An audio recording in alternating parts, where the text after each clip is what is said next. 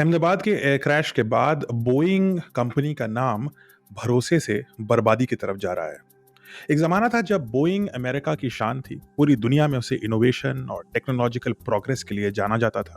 और आज उसी बोइंग का नाम सुनते ही यात्री, पायलट और क्रू नर्वस हो रहे हैं। एक के बाद एक बोइंग के अंदर फ्लॉज और मिस्टेक्स उजागर होते जा रहे हैं।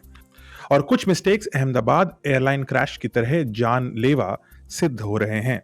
2018 और 19 की बात है जब बोइंग ने अपना मच मार्केटेड विमान बोइंग 737 मैक्स को लॉन्च किया था। और 2018-19 के अंदर दो ऐसे विमान क्रैश हो गए थे, एक इंडोनेशिया में और एक इथियोपिया में। नतीजा यह था कि लगभग 350 लोगों की मौत हुई। जांच में निकला कि बोइंग का जो एक स्पेशल सिस्टम था एमकैस, उस सिस्टम में फ्लॉ था, सॉफ्टवेयर इशू था, जिसे बोइंग ने जानते हुए भी छुपाया।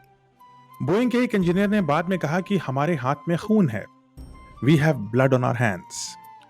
लेकिन ऐसे इंजीनियर्स को मैनेजमेंट ने अपनी बात खुले रूप से कहने से रोका।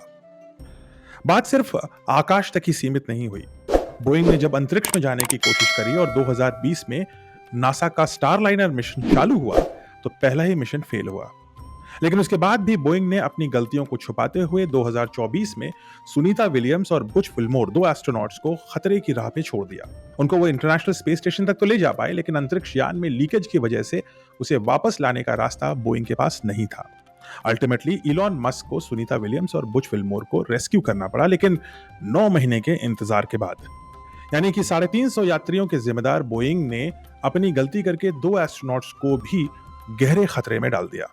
और फिर 12 जून को बोइंग की गलती शायद एक बार फिर से उजागर हुई। हमें नहीं पता कि एक्सीडेंट क्यों हुआ, लेकिन अभी जो सारे सबूत हैं, जो एक्सपर्ट्स कह रहे हैं, उसके हिसाब से इंजन फेलियर सबसे प्रोमिनेंट रीजन लग रहा है अहमदाबाद एयर क्रैश का। और बोइंग को पता थी ये बात कि 787 में प्रॉब्लम्स हैं। जापान एयरवेज में ये इशू हुआ था, साउथ कोरिया में ये इशू हुआ था, और मैंने ये आपको बताया था कि जनवरी में नाइजीरिया से चलने वाले एक अमेरिकी विमान में, वो भी बोइंग 787 था, ऐसा ही इंजन फेलियर पाया गया था। फॉर्चुनेटली वो विमान हाइट पे था तो बच गया।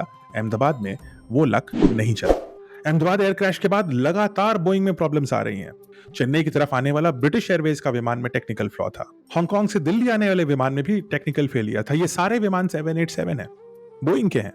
और महज 3 दिन के अंदर लगातार 787 में warning alarms, engine alarms, gear alarms बजते ही जा रहे हैं। अहमदाबाद एयर क्रैश के बाद बोइंग ने शायद अभी भी अपना लेसन नहीं सीखा है।